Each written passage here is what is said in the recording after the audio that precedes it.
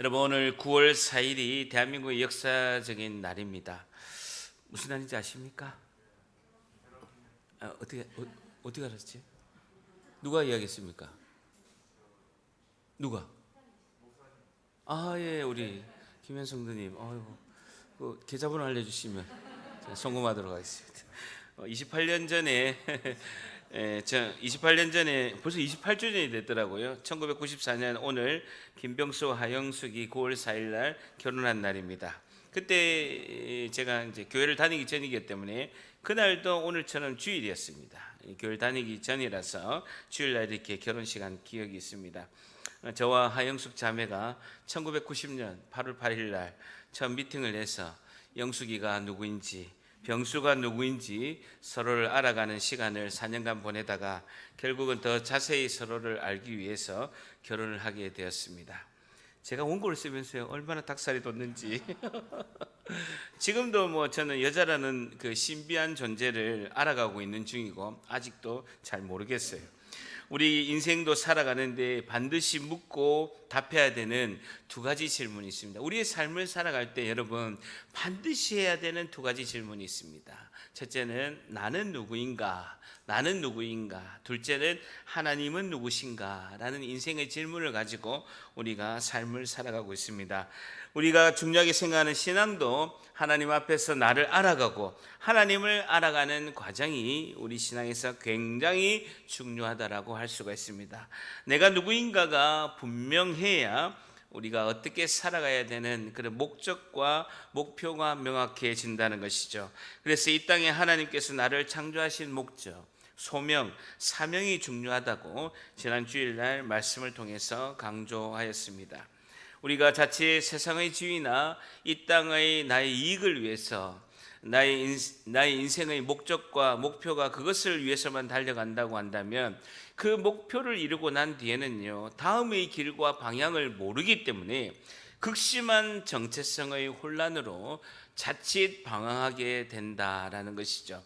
다시요, 우리가 자칫 세상의 지위와 이 땅에서의 나의 이익과 내 인생의 그런 이익의 목적만을 위해서 달려간다면 그 목표를 이루고 난 뒤에는요, 그 다음의 길과 방향을 모르기 때문에 극심한 정체성의 혼란으로 방황하게 된다라는 것이죠. 운동선수들이 올림픽 그리고 아시안게임 세계선수권의 금메달을 따기 위해서 여러분 초등학교 1학년 때부터 한 20년 동안 그 금메달 하나 따기 위해서, 올림픽의 금메달, 아시안게임의 금메달, 세계선수권의 금메달 따기 위해서요, 굉장히 그 운동만 하루에 10시간 넘게 매일 운동하면서 그 목표를 위해서 달려갑니다. 그런데요, 올림픽이나 아시안게임이나 세계선수권의 금메달을 막상 따고 난 뒤에는 그 삶의 목적을 이루고 난 다음에는 삶의 그 목적 뒤에 있는 목표가 없기 때문에 삶을 그런 목적을 상실하고 큰 혼란에 빠지게 되는 경우가 많이 있습니다. 그래서 우리는 하나님 안에서, 하나님 앞에서 나를 알아가야 되고 하나님 안에서 주님을 알아가는 인생을 살아야 한다라는 것이죠. 오늘 살펴볼 출애굽기 3장의 본문은 모세가 하나님을 처음 만나는 첫 만남의 자리, 첫 미팅의 자리에서 대화가 진행되고 있습니다. 근데 모세가 하나님께 질문을 두 가지를 하게 됩니다. 하나님, 나는 누구입니까? 라고 질문하고요, 두 번째, 하나님은 누구십니까? 라고 모세가 질문하게 됩니다. 이것은 하나님이 우리에게 소명을 주신 다음에 우리가 반드시 모세와 같이 질문해야 될 공통적인 질문이라고 할 수가 있습니다. 오늘 말씀을 통해서 나를 알고 하나님을 알아서 하나님이 주신 복된 미래의 삶은 무엇인지, 다시요, 오늘 말씀을 통해서 나를 알고 하나님을 알아서 하나님이 주신 복된 미래의 삶은 무엇인지 오늘 자세히 살펴보고자 합니다. 목사님, 내가 나를 왜 모릅니까? 내가 나를 너무나 잘 알죠. 내가 내 인생을 살 만큼 내가 너무나 나를 잘 알지, 내가 나를 모를 리가 있겠습니까? 아닙니다. 여러분, 내가 나를 가장 모릅니다. 오늘 말씀을 통해서 살펴보고자 합니다. 3장 7절, 출애굽기 3장 7절 우리 다 같이 큰 목소리로 읽습니다. 시작. 여호와께서 이르시되 내가 애굽에 있는 내 백성의 고통을 분명히 보고 그들이 그들의 감독자로 말미암아 부르짖음을 듣고 그 근심을 알고, 하나님께서 이르시되 내가 애굽에 있는 그 400년 동안 종살이한 그 이스라엘 백성의 고통을 분명히 보고, 그리고 그들이 그들의 감독자로 말미암아 부르짖음을 하나님이 들으시고 그 근심을 알고 계신다라는 것이죠. 우리의 고통을 하나님은 보고 듣고 알고 계신 하나님께서 고통스러워하는 우리보다 하나님은 더 고통스러워하신다라는 거예요. 하나님은 보고 듣고 알고 계시면서 현재 내 고통보다도 더 고통스러워하시면서 하나님의 때에 하나님께서 주님의 계획을 드디어 실행하고 계신다라는 것이죠. 자, 8절에 보면요, 줄쳐 보세요. 내가 내려가서 라고 말씀하고 있습니다. 하나님께서 하나님의 백성에게 내려가셔서 그들을 애굽인의 손에서 건져내고 그들을 땅에서 인도하여 아름답고 광대한 땅, 젖과 꿀이 흐르는 땅, 가나안 족속, 헷 족속, 아모리 족속, 브리스 족속, 히위 족속, 여부 족속의 지방으로 줄쳐보세요. 데려가게 하노라. 아름답고 광대한 가나안 땅으로 하나님께서 데려가시겠다. 하나님께서 하나님의 백성 이스라엘 백성에게 직접 내려가시겠다는, 직접 내려가시대. 하나님께서 직접 내려오는 방법이 뭐냐면요, 9절에 줄쳐보세요. 이제 가라라는 거예요. 하나님께서 직접 내려오셔서 하나님 뜻을 이루는 방법이 모세야 가라라고 말씀하는 거예요. 하나님이 내려오셔서 하나님 뜻을 이루는 방법이 하나님이 직접 다 하신다는 게 아니에요. 사명자에게, 소명자에게 출발하시는 거예요. 내가 가는 이 모습이 너가 출발해라.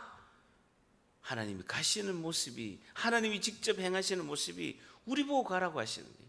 우리 보고 가라고 이렇게 말씀하십니다. 10절 같이 있습니다. 시작. 이제 내가 너를 바로에게 보내어 너에게 내 백성 이스라엘 자손을 애굽에서 인도하여 내게 하리라 라는 것입니다. 하나님께서 새로운 미래의 위대한 역사를 이루시기 위해서 모세에게 가라, 출발해라 라고 말씀하시고 너에게 내 백성 이스라엘 자손을 애굽에서 인도하여 내게 할 것이다. 누가 하신다? 하나님이 하시는 거예요. 이제 내가 하리라는, 10절에 내가 동그라미 치시고 마지막에 하리라 동그라미 치시고, 하나님이 직접 하시는데 모세 보고 가라는 거예요. 하나님이 이 땅에 내려오셔서 이스라엘 백성에게 그 가나안 땅으로, 약속의 땅으로 인도하시는데 방법이 모세 보고 가라라고 말씀하고 있습니다. 자, 모세의 반응을 볼까요? 11절에 같이 있습니다. 시작. 모세가 하나님께 아뢰되 내가 누구기에 바로에게 가며 이스라엘 자손을 애굽에서 인도하여 내리까? 하나님께 아뢰되 내가 누구기에, 동그라미 잡으세요. 하나님, 내가 누군지 모르겠습니다. 하나님 소명 앞에서 모세의 첫 번째 반응은요, 내가 도대체 누구입니까? 하나님, 내가 도대체 누구입니까? 라고 모세가 처음으로 반응하고 있습니다.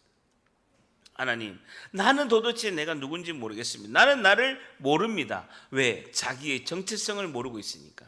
모세가 모세 자신의 정체성을 모르니까 나는 내가 누군지 모릅니다라고 하나님께 대답을 하고 있습니다. 바꿔 말해서 하나님, 내가 나를 몰라요. 그러니까 하나님, 나는 자신이 없어요. 나한테 시키지 마세요. 나는 80세의 노인이고 40년 동안 약만 친 아무것도 할 수 없는, 자신이 없는, 아무것도 할 수 없는 사람입니다 라고 이야기하고 있습니다. 그런 내가 누구기에 그 애굽 왕 바로에게 가서 이스라엘 자손을 애굽에서 인도해서 내겠습니까? 라고 말씀하고 있습니다. 여러분, 우리가 전인적으로 건강한 삶을 살려면 나에 대해서 건강한 자아상을 가지고 있어야 됩니다.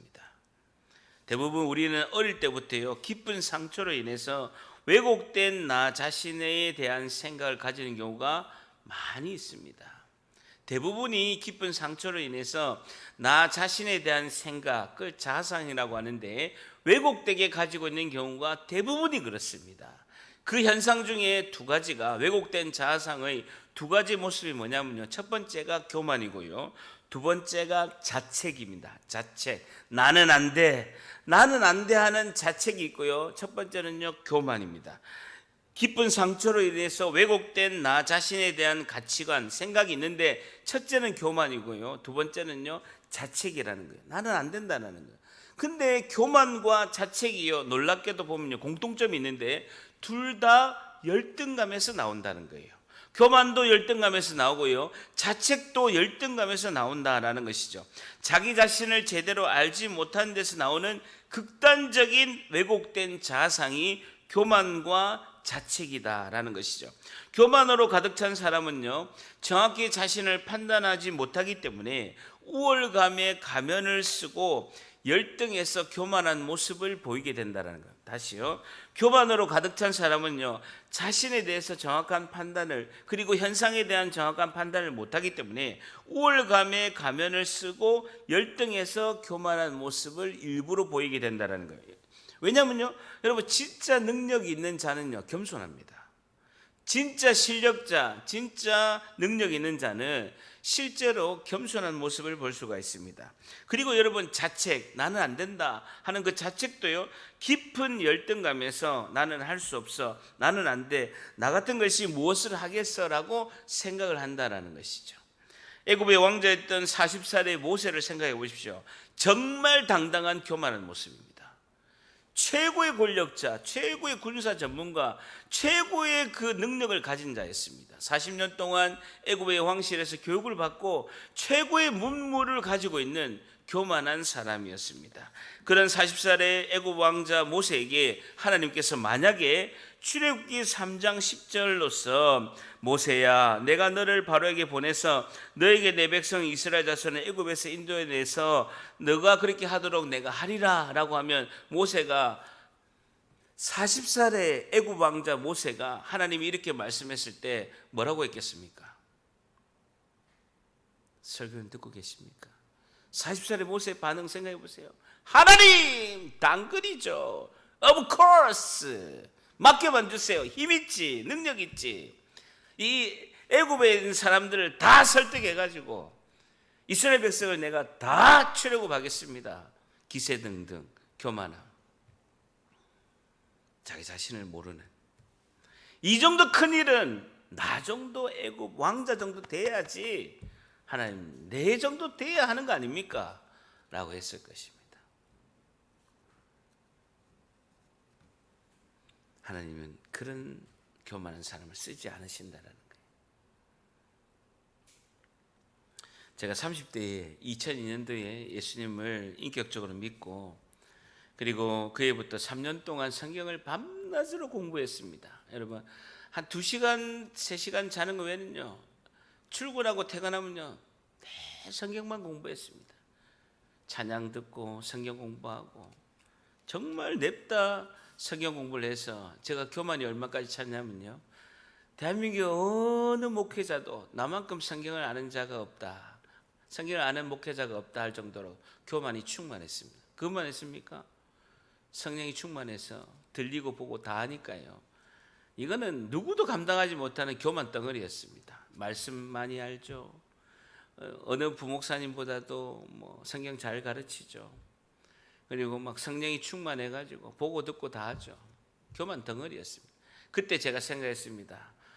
내년쯤 되면 내가 신학대학원 가면 정말 그 큰 사나이 교회, 그 다음에 수영로 교회에서 나를 전도사로 청빙하고, 내가 신학대 졸업하면 엄청나게 큰 교회에서, 대형 교회에서 나를 데려갈 것이다 라고 막 교만 충만했습니다. 그런데요, 막상 신학대학을 간 건요 8년 후였습니다. 하나님께서 저를 다듬어 가고, 우리 가족도 저도 인격적인 준비가 전혀 안 돼 있는 거예요. 성숙하지 못하고요, 교만이 충만해서 그때 만약에 목회자 됐으면요 큰일 날 뻔합니다. 인내심도 없고 교만이 충만해서 하나님 그런 사람을 쓰시지 않는다라는 것이죠.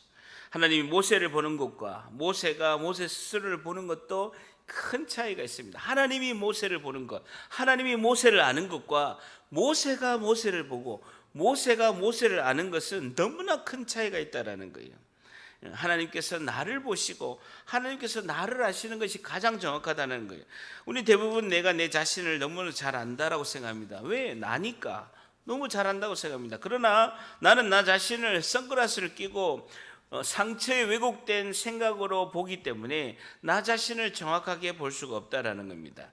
더불어서 하나님이 생각하는 시간, 모세가 생각하는 시간, 우리가 생각하는 시간도 크게 다른 것을 볼 수가 있죠. 어쨌든 40년이 지나서 40년 동안 양치기한 그런 목자의 인생을 보내고 80세 된 노인인 그런 모세가 11절 한 번 더, 우리 11절 한 번 더 읽습니다. 3장 11절 같이 읽으면 시작. 모세가 하나님께 이르되 내가 누구이기에 바로에게 가서 이스라엘 자손을 애굽에서 인도하여 내리까.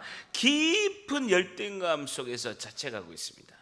내가 누구기에 난 못해요. 나는 원래 그래요. 겸손이 아니라 깊은 열등감과 무기력함에 빠져서 내가 누구기에 하고 자책하고 있다라는 것입니다. 여러분, 중요한 포인트는요, 신앙도 우리 삶도 나 자신에 대한 왜곡된 생각과 삐뚤어진 가치관을 바로잡지 않으면 안 된다라는 거예요. 신앙도 믿음도 내 자신에 대한 왜곡된 생각과 삐뚤어진 가치관을 바로잡아야 올바른 신앙이 되고 올바른 믿음이 될 수 있다는 것입니다. 왜 그렇습니까? 여러분, 믿음과 신앙은요, 관념이 아니고 개념이 아닙니다. 실제로 우리가 살아내야 되는 현장이에요.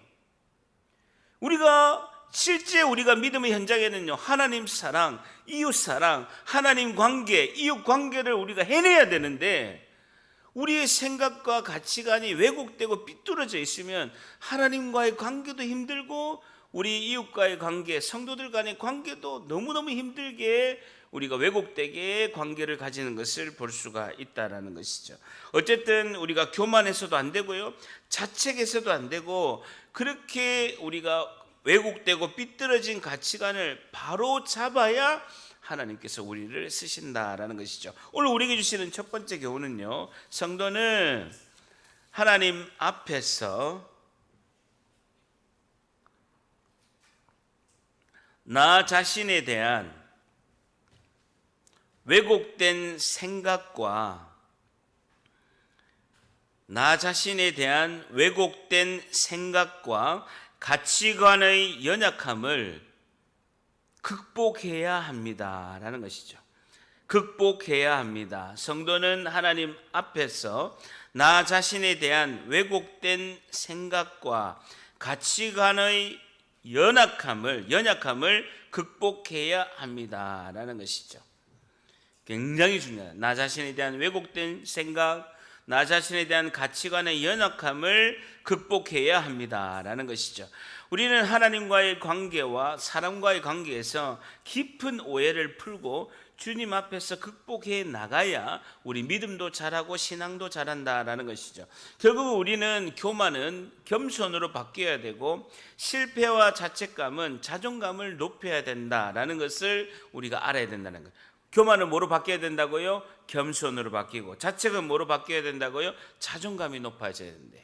자존감이 높아지는, 하나님의 백성이라는 존재에 대한 자존감을 우리가 높여야 된다라는 것이죠. 하나님은 우리가 교만할 때, 자책할 때 우리를 쓰시지 않는다라는 것이죠. 그래서 나의 연약함을 인정하고 겸손히 주님만을 의지하는 자를 하나님께서 쓰시는 줄 믿습니다. 저를 따라합니다. 그래서 주님이 필요합니다. 그래서 주님이 필요합니다. 그래서 주님만 의지합니다. 그래서 주님만 의지합니다. 이게 우리의 고백이 돼야 돼요. 우리가 연약하니까 주님이 필요하고, 그래서 주님이 필요하고, 그래서 주님만 의지한다라는 것이죠. 자, 자책하는 80세의 모세에게 하나님께서 해결 방법을 제시하는 거예요. 해결 방법을 제시합니다. 12절 같이 있습니다. 시작. 하나님이 이르시되 내가 반드시 너와 함께 있으리라. 내가 그 백성을 애굽에서 인도하여 낸 후에 너희가 이 산에서 하나님을 섬기리니 이것이 내가 너를 보낸 증거니라. 내가 반드시 너와 함께 있으리라. 줄자 보세요. 자책하는 모세에게 하나님의 첫 번째 해결 방법은 내가 반드시 너와 함께 있으리라 라고 말씀하고 있습니다. 이사야서 7장 14절, 이사야서 7장 14절, 마태복음 1장 23절, 마태복음 1장 23절, 그의 이름을 임마누엘이라 하셨으니 이를 번역한즉 하나님이 우리와 함께 계시다 합니다 라는 것입니다. 임마누엘의 하나님이 첫 번째 하나님이 주시는 해결의 방법이라는 거예요. 함께 하신다는 거예요. 열등감으로 자책하느냐? 나는 못해요. 제가 누굽니까? 하나님이 뭐라고 하십니까? 내가 반드시 너와 함께 하신다라는 거예요. 자책하는 우리에게 하나님이 반드시 너와 함께 있으리라 라고 말씀하고 있습니다. 나는 못해요. 하나님 제가 누굽니까? 내 같은 사람이 어떻게 하나님 일을 합니까? 아니라는 거예요. 반드시 나와 함께 있으니까 하나님이 하신다는 것입니다. 우리는 약하고 할 수 없으나 전능하신 하나님께서 함께 하심으로 우리에게 힘을 주시고 강하게 하셔서 우리를 능히 쓰실 줄 믿습니다. 창세기 때 요셉의 이야기 때 제일 강조한 게 뭡니까? 창세기 39장 3절에 보면 그의 주인이 보디발의 그 주인이 여호와께서 요셉과 함께 하심을 보며 하나님께서 그와 함께 하심을 보며 여호와께서 그의 범사에 형통하게 하심을 보았더라. 창세기 39장 21절에도 여호와께서 요셉과 함께 하시고 그에게 인자를 더하사 간수장에게 은혜를 받게 하심에 요셉의 삶의 비밀도 하나님이 함께 하신다라는 것이죠. 예수님께서 부활 승천하시면서 제자들에게 지상 대명령을 말씀하십니다. 마태복음 28장 20절에 내가 세상 끝날까지 너희와 항상 함께 있으리라 라는 것이죠. 하나님의 해결책은요, 그래 너는 자책하고 그래 너는 교만할지라도 내가 임마누엘의 하나님, 내가 너와 함께 하겠다라는 거예요. 하나님이 함께 하시면요 모든 것이 하나님께서 이루심을 우리는 다 보게 된다라는 것입니다. 성경 어디도요 내가 잘나서 자신의 능력이 뛰어나서 자신이 타고난 재능이 월등해서 하나님께서 사용했다는 내용이 하나도 없습니다. 성경 1189장에 내가 능력이 뛰어나서 하나님을 일한 사람이 단 한 명도 없다라는 것이죠. 성경에서 사용하는 위대한 하나님의 사람들은 자신의 연약함으로 하나님만 의지한 사람이라는 것입니다. 그리고 하나님께서 함께 하신 사람이라는 것이죠. 우리 수요 예배 때도 우리가 봤죠. 하나님의 임재, 하나님의 영광이 가득하면 놀라운 역사의 주인공이 될 줄 믿습니다. 자, 12절 보세요. 출애굽 후의 결론을 하나님께서 미리 답을 주세요.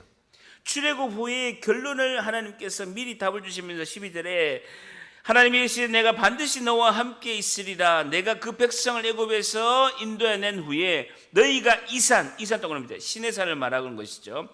시내산에서 하나님을 섬길 때가 있을 때 이것이 내가 너를 보낸 증거가 될 것이다 라는 것입니다. 아직 출애굽도 안 했습니다. 그런데 너희가 이스라엘 백성을 애굽에서 인도해내서 데리고 와서 시내산에서 하나님을 섬길 때 이 모든 것이 하나님께서 함께 하셔서 하나님께서 이루심을 알게 될 것이다, 증거하게 될 것이라고 말씀하고 있습니다. 여기서 중요한 단어가요 인도하여입니다. 인도하여 동그라미. 애굽에서 인도하여 동그라미.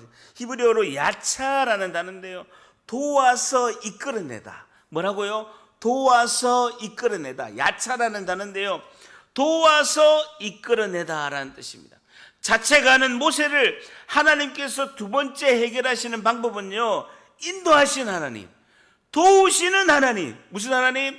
에베네셀의 하나님이라는 거예요. 인도하신 하나님, 도우시는 하나님, 에베네셀의 하나님이라는 것입니다. 사무엘상 7장 12절에 여호와께서 여기까지 우리를 도우셨다 하고 그 이름 뭐라고요? 에베네셀이라는 거예요. 저를 따라합니다. 하나님께서 여기까지 우리를 도우셨다. 에베네셀의 하나님이라는 거예요. 임마누엘의 하나님, 에베네셀의 하나님, 하나님께서 여기까지 우리를 도우셨다. 도와서 이끌어내신다. 야차라는 단어가 하나님께서 도와서 이끌어내신다. 하나님이 하신다라는 것입니다. 제가 결론 내린 것은요, 우리의 신앙의 차가 있다라면, 우리가 타고 가는 신앙의 차가 천국으로 가는 차가 있다면 바퀴가 4개가 있겠죠.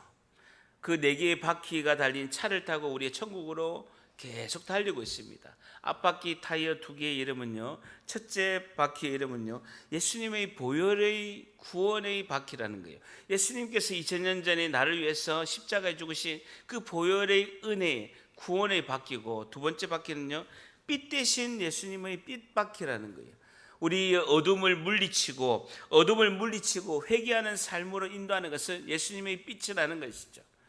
세 번째 뒷바퀴 하나는요, 임마누엘의 하나님이 함께 하신다는 겁니다.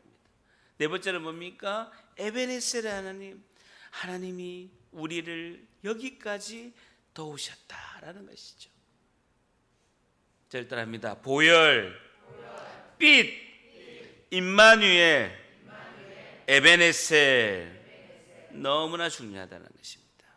우리의 고백이, 하나님, 우리와 함께 하시는 임마누엘의 하나님, 오늘 여기까지 도우시는 에베네셀의 하나님, 우리 일생에 늘 이 고백이 영원하시도록 주님의 이름으로 간절히 축복합니다. 오늘 우리에게 주시는 두 번째 교훈은요, 성도는 하나님께서 반드시 나와 함께 하심과 성도는 하나님께서 반드시 나와 함께 하심과 도우심을 믿고 연약함을 극복해야 합니다. 연약함을 극복해야 합니다라는 것이죠. 하나님께서 반드시 나와 함께 하시고 하나님이 나를 도우심을 믿고 연약함을 극복해야 합니다라는 것이죠. 임마누엘의 하나님, 에베네셀의 하나님이라는 것입니다. 자, 13절 굉장히 중요한 문장이 나옵니다. 13절 같이 있습니다. 시작. 모세가 하나님께 이르되 내가 이스라엘 자손에게 가서 이르기를 너희의 조상의 하나님이 나를 너희에게 보내셨다 하며 그들이 내게 묻기를 그의 이름이 무엇이냐 하리니 내가 무엇이라고 그들에게 말하리까. 줄자 보세요. 그들이 내게 묻기를, 하나님 백성, 이스라엘 백성이 묻기를 하나님의 이름이 무엇이냐 하리니 내가 무엇이라고 그들에게 말하리까 라고 연약한 질문 두 번째가 뭡니까? 하나님은 누구십니까? 라고 물어봅니다. 모세가 연약한 질문, 두 번째 중요한 질문, 하나님은 누구십니까? 라고 물습니다. 나는 하나님을 모릅니다. 지금 하나님을 만나고 있지만 하나님의 이름도 모르고 나는 하나님을 모릅니다 라고 고백하고 있습니다. 왜 그렇습니까? 애굽의 400년 종살이로 인해서 애굽의 우상의 신들을 눈으로 보면서 이스라엘 백성도 모세도 하나님을 지금 잊혀져 가고 있어요. 눈에 보이는 것이 애굽의 그 신상들, 우상의 신들을 눈으로 계속 보고 있기 때문에 이스라엘 백성도 모세도 하나님이 지금 잊혀져 가고 있고 하나님에 대한 신앙도 흐려져 가고 있다라는 것이죠. 여러분, 우리 자녀를 키울 때 있어서 가장 우려하는 게요, 여러분, 이단 사이비 종교가 아닙니다. 이단 사이비 종교는요, 당연히 아니기 때문에 접근도 안 해요. 진짜 무서운 것은요, 교회를 다니고 하나님을 섬기면서 이 세상의 문화, 세속적인 가치관이 하나님과 가장 멀게 한다라는 것이죠. 문화라는 이름으로 시대의 흐름이라는 가치관으로 찾아오는 이것이 가장 우리에게 신앙에 굉장히 타격을 줄 수 있는, 무서운 영향을 줄 수 있는 그런 요소들이 많이 있다라는 것이죠. 이 모든 것은 경건과 거룩으로 우리가 이겨낼 줄 믿습니다. 자, 하나님이 누구시냐라고 모세가 질문했을 때 하나님은 14절에 이렇게 대답하고 있습니다. 14절 같이 있습니다. 시작. 하나님이 모세에게 이르시되 나는 스스로 있는 자이니라. 또 이르시되 너는 이스라엘 자손에게 이같이 이르기를 스스로 있는 자가 나를 너희에게 보내셨다 하라. 나는 스스로 있는 자이니라. 줄자 보세요. 하나님은 존재로 하나님 스스로를 답변하고 계시는데 영어로 I am who I am 이라고 말씀하고 있습니다. 하나님은 존재로 I am who I am, 나는 스스로 있는 자이니라 라고 말씀하고 있습니다. 그것은 뭘 말하고, 있는 자 동그라미 쳐보세요. 하나님께서는 존재, 있는 자를 이야기하고 계시는데 시제가 없어요. 과거에도 있었고 지금도 현재 있고 앞으로도 있을 자이니라 라고 말씀하고 있습니다. 하나님께서는 과거에도 있었고 현재 지금도 있고 앞으로도 있을 자이니라 라고 스스로 있는 자이라고 말합니다. 다시 말해서 하나님은 과거에도 계셨고 지금도 계시고 그리고 앞으로도 계시는 분이시다라는 것이죠. 결국은 영원하신 분이라는 거예요. 하나님은 영원하신 분이라는 것입니다. 그리고 과거에도 현재에도 앞으로도 변함없으시는 분이시다라는 뜻입니다. 변함없으시는 분이시다. 약속의 말씀을 변함없이 지키시는 분이 누구시다? 하나님이시다는. 다시요, 약속의 말씀을 변함없이 지키시고 하나님은 영원하신 분이시고 그분은 변함없으신 분이시다라는 것이죠. 여러분, 오늘 주보 보세요. 주보에 보면 이 그림이 있죠. 그림. 하나님은 은사와 부르심에는 후회하심이 없느니라. 로마서 11장 29절을 오늘 본문의 말씀의 이미지로 제가 이렇게 넣은 거예요. 여러분, 그림 하나도 주보예요. 허튼 게 없어요. 여러분, 강이 있고 산이 있고 꽃잎 있는 것도 제가 허투게 이 그림을 한 게 하나도 없습니다. 하나님은요, 은사와 부르심에는요 후회하심이 없는 분이에요. 왜? 하나님은요 과거에도 계셨고 지금도 계시고 앞으로도 계시는 영원하신 분이고 변함없으신 분이고 약속의 말씀을 변함없이 지키시는 분이기 때문에 나는 스스로 있는 자이니라. 과거와 현재와 미래를 주관하는 어떤 분이시다? 전능하신 분이다라는 거예요. 나는 과거와 미래와 현재를 주관하시는 있는 자라는 것은 전능하신 분이시다라는 것입니다. 과거와 현재와 미래를 주관하시는 전능하신 분이시다라는 것입니다. 더욱 중요한 것은요, 하나님은 스스로 계시기 때문에 누구에게 의존할 필요가 없는 독립적인 존재이시다라는 거예요. 창조주 하나님이시다는 거예요.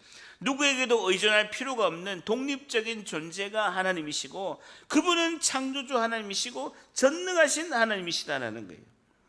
여러분, 반대로 우리는요, 우리는 하나님을 의지하고 또 사람을 의지할 수밖에 없는 그런 존재라는 것입니다. 우리는 한계의 틀 안에 있는 피조물이라는 거예요.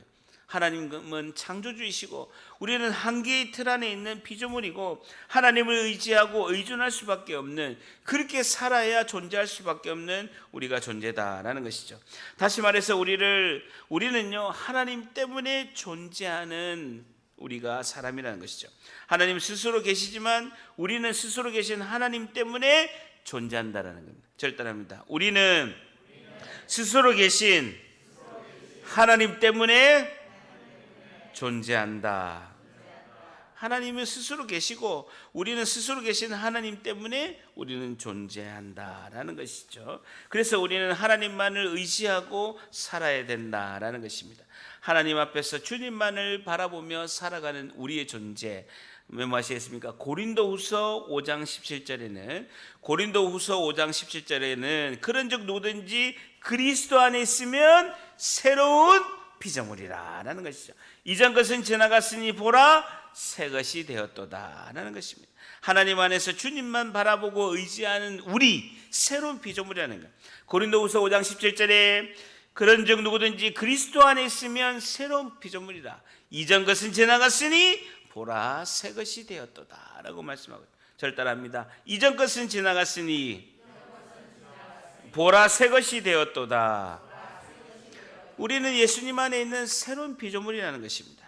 예수님 안에서 새롭게 규정된 우리의 정체성은 새로운 피조물이고 이전 것은 지나갔으니 보라 새 것이 되었도다라고 말씀하고 있습니다.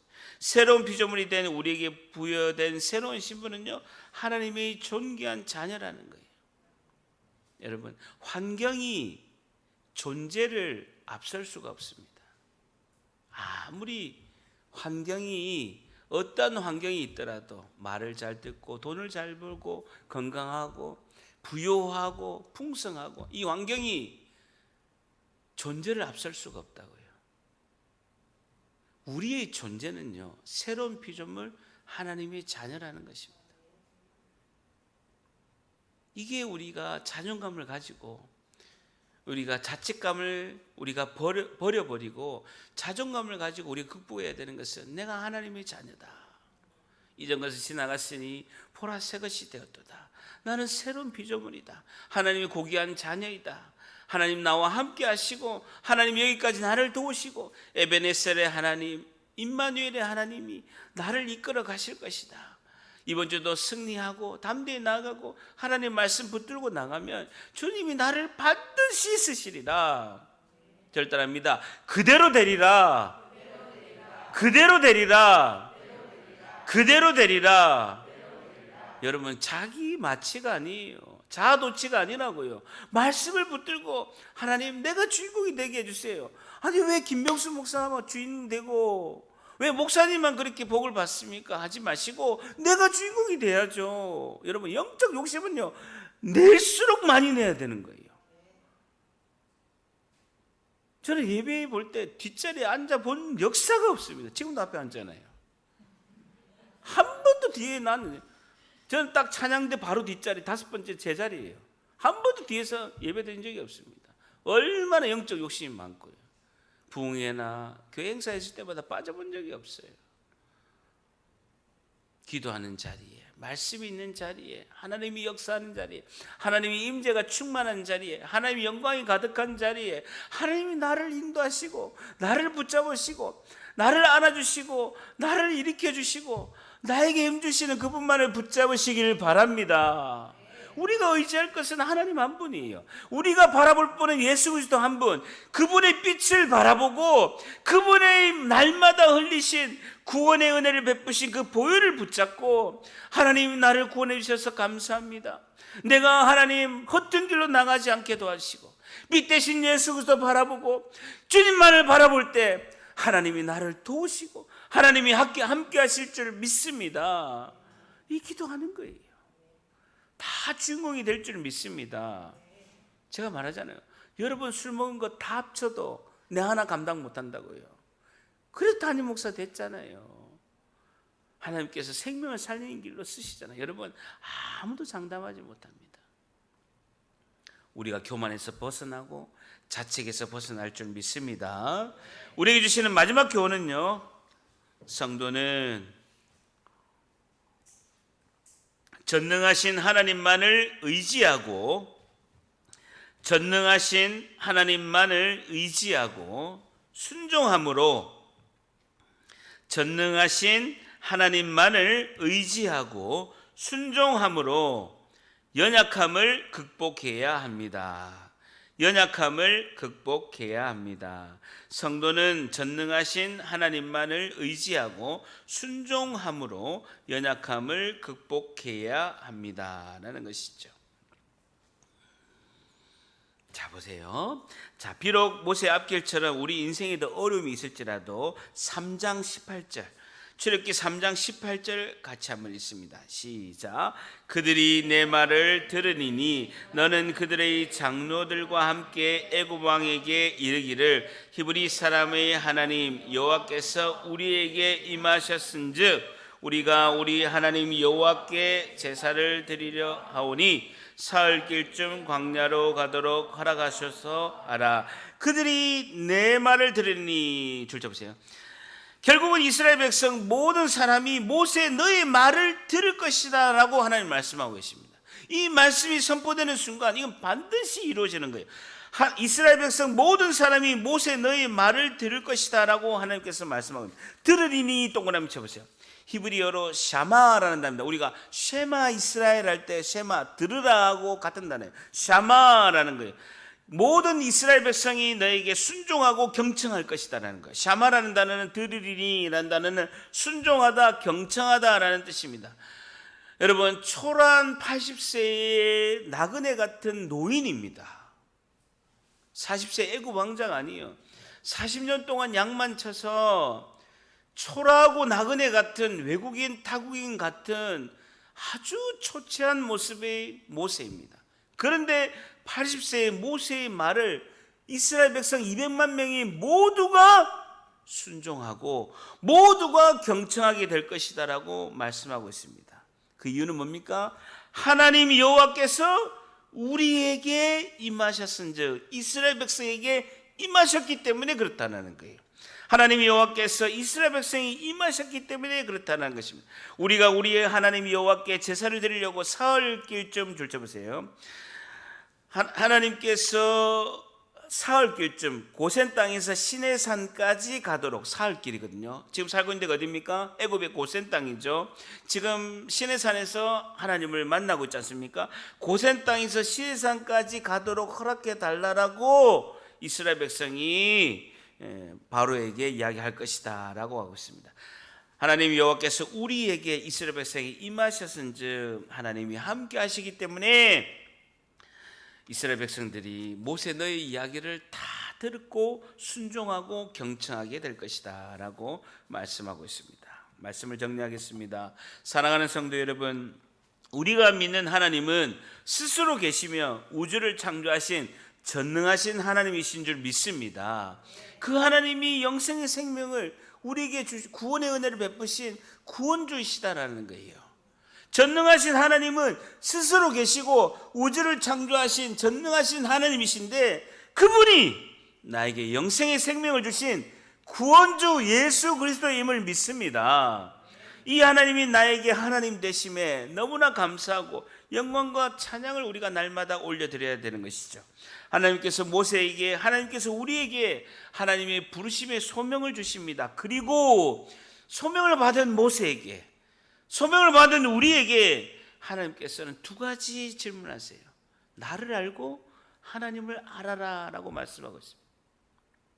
나 자신의 왜곡된 교만과 자책을 주님 앞에서 극복하고 과거에도 계시고 지금도 계시고 앞으로 영원히 계실 전능하신 하나님을 바라보라 라고 주님께서 말씀하고 계십니다. 그 전능하신 하나님은 우리와 함께 하시고 임마누엘의 하나님, 우리를 여기까지 도우시는 에베네셀의 하나님이신 줄 믿습니다. 전능하신 하나님은 우리를 강하게 하셔서 놀라운 위대한 역사를 이루시고 날마다 매 순간 위대하신 하나님만을 의지하고 매일매일 승리하시는 우리 소명자, 사명자가 다 되시기를 주님의 이름으로 간절히 축복합니다.